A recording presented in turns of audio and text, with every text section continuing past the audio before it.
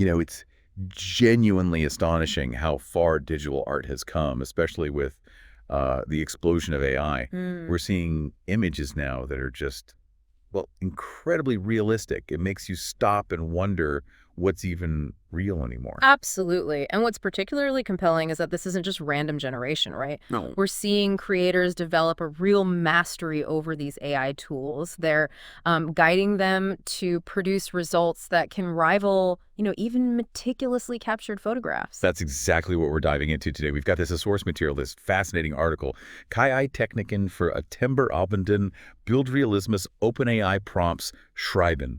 Right. Which essentially breaks down the techniques for achieving this stunning image realism using AI. It covers, well, everything from crafting super effective prompts I guess to... we've been getting insights from like a Vogue photographer persona. Exactly. And exploring the different AI tools that are making all of this possible. So the goal here for this deep dive is really to give our listeners some practical, actionable knowledge. Yeah, takeaways they can use. Precisely. We want to help you unlock the potential to create more lifelike AI-generated images, to really bridge that gap between, the amazing visions you have. And that authentic photographic realism you see in professional work. Mm-hmm. Okay. Yeah. Okay, so let's get right into it. The article really hammers home this idea that the instructions you give the AI, it's absolutely fundamental. Oh, completely. It's not just a casual suggestion. It's like the bedrock, the very foundation of getting a realistic image. That's right. You should think of those well-crafted prompts as your digital artist's instructions, maybe even more precise.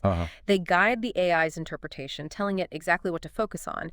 And a crucial part of this is defining realism for the AI. Right. How do you even do that? It's about providing those specific details, Yeah. The ones that translate your imaginative concept into the tangible accuracy of a photograph. And it's not just about saying make a realistic portrait, is it?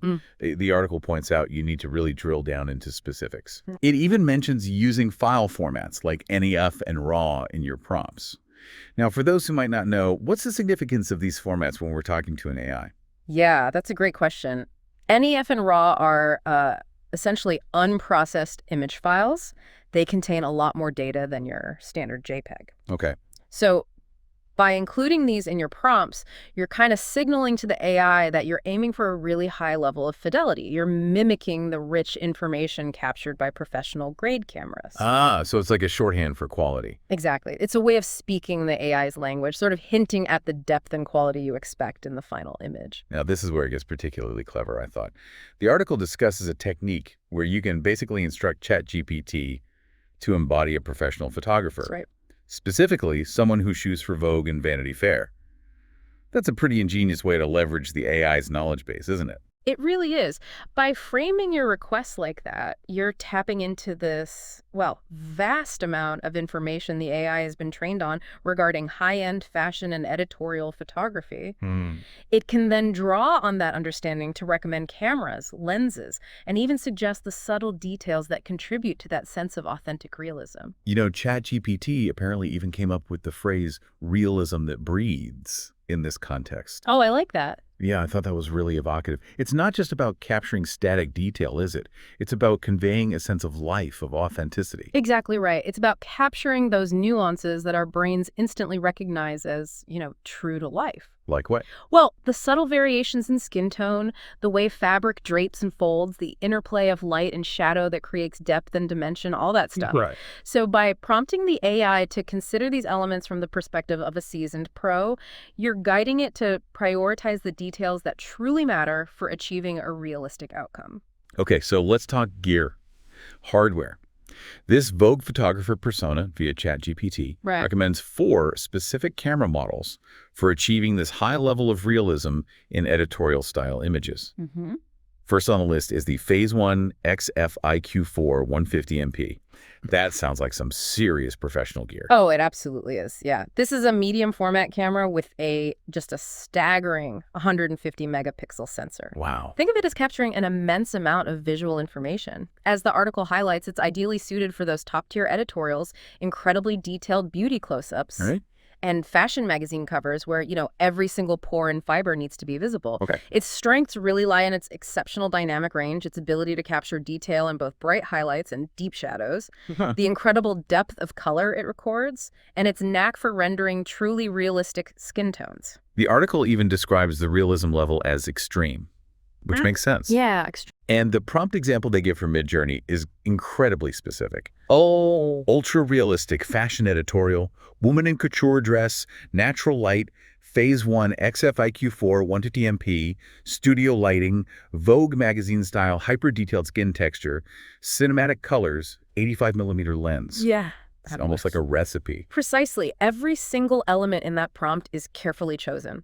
It's steering the AI towards a very particular aesthetic and level of detail. It's effectively mimicking the kind of parameters a professional photographer would consider before even, hitting the shutter. Okay, next up is the Hasselblad X2D 100C, another medium format camera, but the article suggests it has a slightly different focus. Yes. The Hasselblad. Still very impressive with its 100-megapixel sensor. It's particularly noted for its ability to capture really natural-looking skin tones. Okay, skin tones again. Important. Very important. And the intricate textures of luxurious fabrics. This makes it a fantastic choice for that classic editorial feel.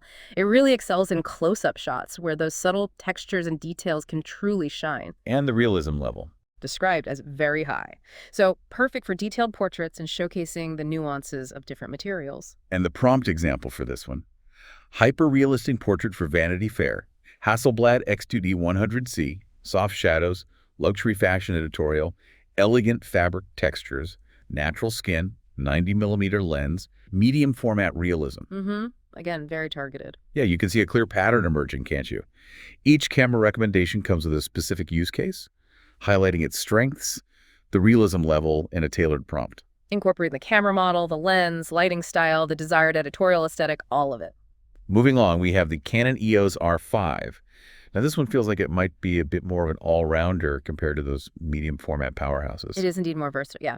The Canon R5, it's got a 45-megapixel sensor and incredibly fast autofocus. Ah, autofocus. Yeah, so it's recommended for capturing moving scenes, fashion shoots that involve dance or other action, and more dynamic lifestyle editorials. Its strengths lie in its speed, the crispness of its colors, and its, modern portability. It makes it ideal for achieving high realism in more active situations. And the realism level. Noted as high, especially when you're capturing movement. Right, makes sense. The prompt example for the Canon reflects this. Dynamic fashion shoot in urban setting, Canon EOS R5, 50mm f1.2 lens, street fashion editorial, natural movement, realistic lighting, Vogue street style. See? Less about that super high-res pose studio shot, Yeah. and more about capturing the realism of motion and real-world environments. The choice of camera body directly influences the type of realism that the AI can most effectively emulate. The Canon R5 allows for capturing, the nuances of movement and authentic on-location settings. Okay, and finally in the camera recommendations, we have the Sony A7RV. This one is highlighted for its sheer versatility. That's right. With its impressive 61-megapixel sensor, the Sony A7RV excels in editorials that involve complex lighting scenarios and those shot on location. Ah, tricky lighting. Exactly. Its key advantages include excellent rendering of skin tones again, and the ability to capture a lot of detail even in deep shadows. That makes it highly adaptable to various, often changing lighting conditions. A real workhorse. Pretty much, the realism level is described as very high, particularly in challenging light. The prompt example provided is for an elegant editorial photo in golden hour, Sony A7RV, 85mm f1.4 lens, soft sunlight, realistic detail, high fashion model in silk dress, cinematic focus. It sounds like the Sony is the go-to for those beautifully lit, detailed shots that might not be in a controlled studio. Precisely. It offers a fantastic balance of high resolution and adaptability, making it a strong contender for a really wide range of editorial styles and lighting situations. Now, the article doesn't just stop at the camera bodies. Yeah. Our AI Vogue photographer also has some specific lens recommendations. Right. Crucial part. Let's delve into those. First, for the Phase 1, the recommendation is the Schneider Kreuznach 80mm LS f2.8. That sounds very specialized. It is, very much so. This lens is specifically recommended for fashion close-ups and beauty shoots, where maximizing the fidelity of textures, think skin, makeup, fabric, is absolutely paramount. Okay. Its optical characteristics are described as neutral and incredibly sharp. razor sharp. Makes it ideal for those cover shots and detailed makeup work where every tiny imperfection or highlight needs to be captured with absolute clarity. Gotcha. And the prompt example reflects this. Close-up beauty shot, model with perfect skin texture, Schneider Kreuznach 80mm lens, phase 1 camera, ultra-high detail, hyperrealism, Vogue style. You can really see how the lens choice is designed to perfectly complement the strength of the phase 1 in that specific scenario. Totally. Next, for the Hasselblad, the recommendation is the XCD 90mm f2.5V. This lens seems to have quite a reputation. Indeed. It's highly recommended for editorial portraits and for capturing the really fine details in things like fabrics, a subject's eyes, or even the texture of their hands. Little things. Exactly. Its style is often described as having a slightly creamy quality to the out-of-focus areas, what photographers call bokeh. Right, the blurry background. Yeah. While maintaining perfect sharpness in the focused areas, it's noted as being expensive but truly iconic. Okay, and the trumped. Editorial close-up of model with luxury outfit, Hasselblad XCD 90mm lens, soft background blur, hyper-realistic eye detail, medium format. That description of creamy look, Yeah, combined with perfect focus, really paints a vivid picture, doesn't it? it does. Moving on to the Canon R5, the suggested lens is the RF 50mm f1.2L. This sounds like a classic, versatile choice for many photographers. It is a remarkably versatile lens, a real workhorse 50mm. It's recommended here for reportage-style editorials, functioning as an all-around lens with a lot of character. How so? Its style is characterized by a beautifully soft bokeh, giving images a very cinematic feel and excellent isolation of the subject from the background. The prompt example aims for a natural fashion editorial, specifically mentioning the 50mm f1.2 lens look, realistic depth of field, that blur again, Vogue reportage style, a candid pose, and an urban fashion setting. So this lens seems to lend itself to a more natural, maybe less posed, almost documentary style aesthetic. I think that's a good way to put it, yeah. Okay. For the Sony A7RV, the recommendation is the FE 85mm f1.4 GM. This one sounds like it's specifically designed for portraiture. Absolutely. Classic portrait length. It's best suited for classic portraiture and those more sensual fashion motifs. Its style is described as having a very soft and creamy bokeh combined with incredibly crisp focus on the subject. It creates a wonderfully three-dimensional look to the images. Oh, interesting. Three-dimensional. Yeah, makes things pop. The prompt example calls for an elegant fashion portrait with soft bokeh, the specific Sony 85mm lens, glowing skin, cinematic lighting, editorial photography, and hyper-realistic detail. That description of a three-dimensional look really makes it sound like it adds a tangible sense of depth and realism to the subject. It really does. Great lens for that. Finally, we have the Sigma Art 35mm f1.4 DG-DN. This one feels like it would capture more of the surrounding environment, wider view. Exactly. 35mm is great for that. It's recommended for wider angle editorials, showing fashion within its environment. Makes it perfect for lookbooks and storytelling where context is important. Got it. Its style is described as authentic, scenic, and very natural, capturing a broader perspective. The prompt example supports this with a full-body fashion shoot in Paris Street using the Sigma 35mm lens, natural light, realistic shadows and highlights, and aiming for an editorial Vogue spread. So it really seems like the lens choice is just as critical as the camera body in achieving a very specific style and level of realism in these AI images. Oh, absolutely, no question. The lens dictates the perspective, the depth of field, how much is in focus, the overall sharpness, and even the general mood and feel of the final image. Right. Pairing the right lens with the right camera simulation is absolutely essential for achieving that desired level of photographic authenticity in your AI creations. Okay, so beyond the gear simulation, the article also touches on the important AI tools and platforms that are really facilitating this move towards hyper-realistic image creation. Yeah, the tools themselves. It mentions a few key players. Yes, and this technology is moving so fast, isn't it? Certain tools have really come to the forefront for individuals who are maybe just starting out. Yeah, beginners. The article highlights platforms like FreePic and ChatGPT. Apparently, they have user-friendly, intuitive interfaces. They make it much easier for beginners to get their feet wet with text-to-image creation without, a huge learning curve. That's good. And for those who are perhaps more experienced or looking for I don't know, more fine-grained control. For more advanced creators, the article points to tools like Mystic 2.5. It offers a wider range of more advanced functions for really fine-tuning the generated images. DeepSeek is also specifically mentioned for its unique approach to generating those incredibly realistic and nuanced details that can make an image truly stand out. Interesting. The article also mentions the integration of Nikon and Sony Alpha camera systems within some of these AI tools. How exactly does that enhance the resulting image quality? This is a really clever development, actually. This integration allows the AI to essentially simulate the unique characteristics of these specific camera systems. Okay. By understanding the nuances of their image sensors, their color science, their image processing algorithms, the AI can produce results that more closely mimic the look and feel of photos taken with those actual cameras. Wow. It further enhances the overall realism and photographic quality. That's a pretty ingenious way to leverage existing knowledge from the traditional photography world within the AI realm. So the article then shifts focus back to the actual art of crafting prompts, mastering the formats, the keywords. Sounds like there's real strategy involved. Absolutely. Creating truly effective prompts for hyperrealism isn't just about vaguely describing what you want. It's about employing a very specific language that resonates with the AI's understanding of visual aesthetics and technical details. Like we talked about with the file formats. Exactly.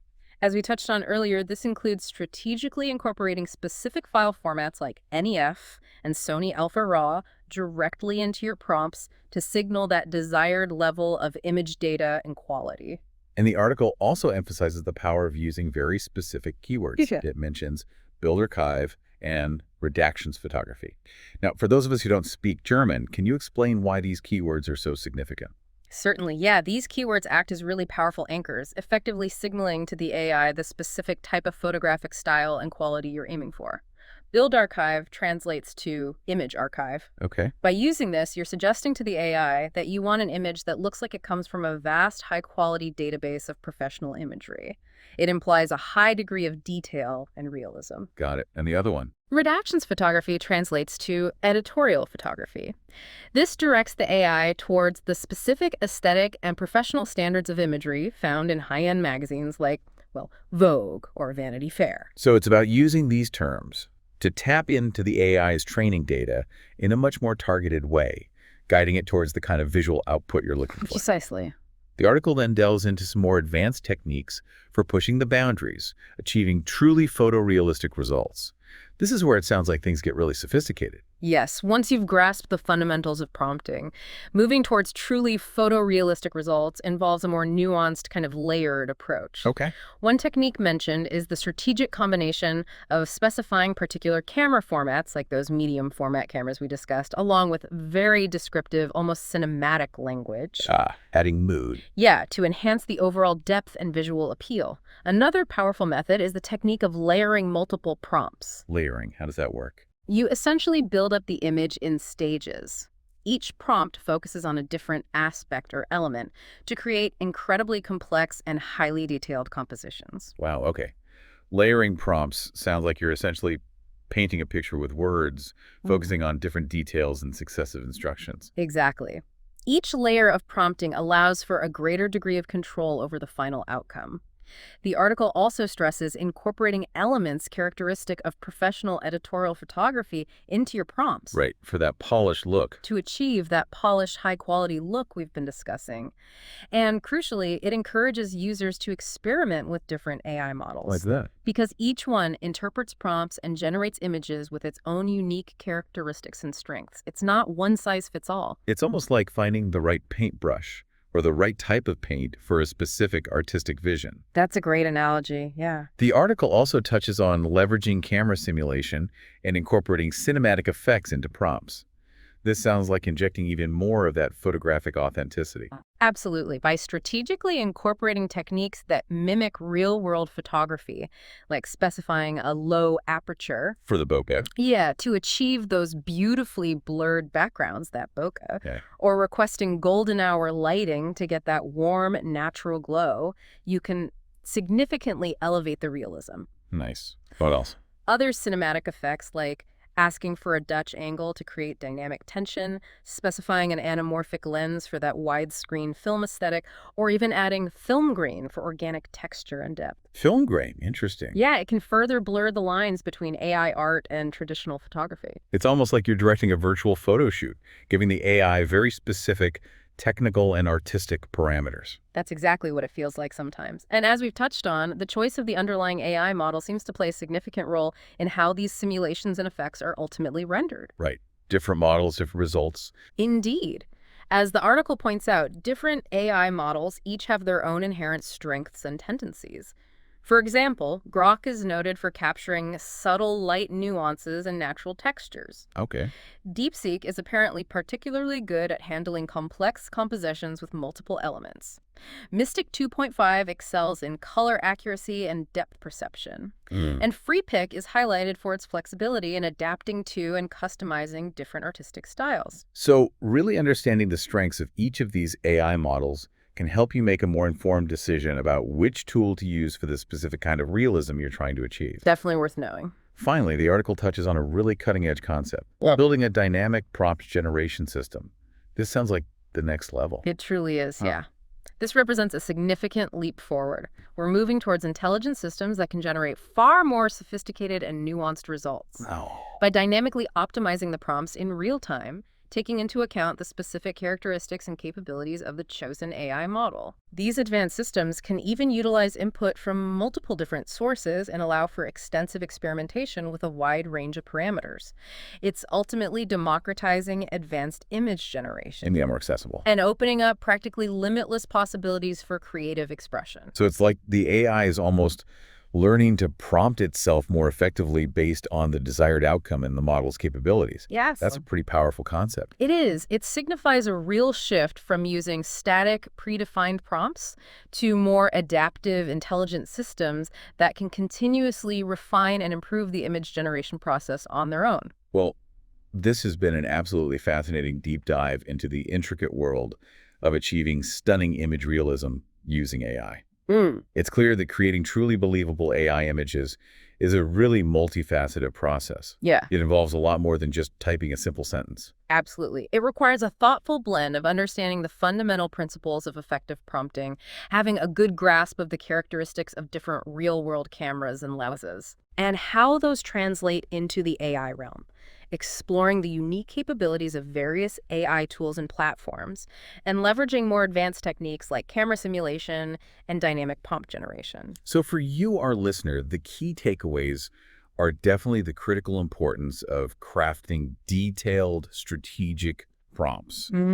Really understanding how the equipment and techniques from traditional photography can be applied within the AI context. Yeah, bridging that gap. And not being afraid to really experiment with the different tools and approaches that are now available. And ultimately, it's about recognizing that mastering AI image generation is this fascinating fusion of technical understanding and artistic vision. Both sides of the coin. Exactly. The more you delve into both of those areas, the more effectively you'll be able to harness the incredible power of AI to bring your most imaginative creative ideas to life with truly astonishing realism.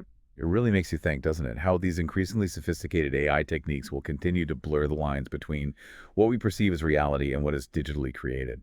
What entirely new forms of visual storytelling might emerge as these tools become even more powerful and accessible? It's definitely something profound to consider. Food for thought. Yeah. We really encourage you to take some of the prompt examples we discussed today, maybe explore some of the different AI platforms mentioned in the article. You might just surprise yourself with the incredible things you can create. Thanks for joining us on this deep dive.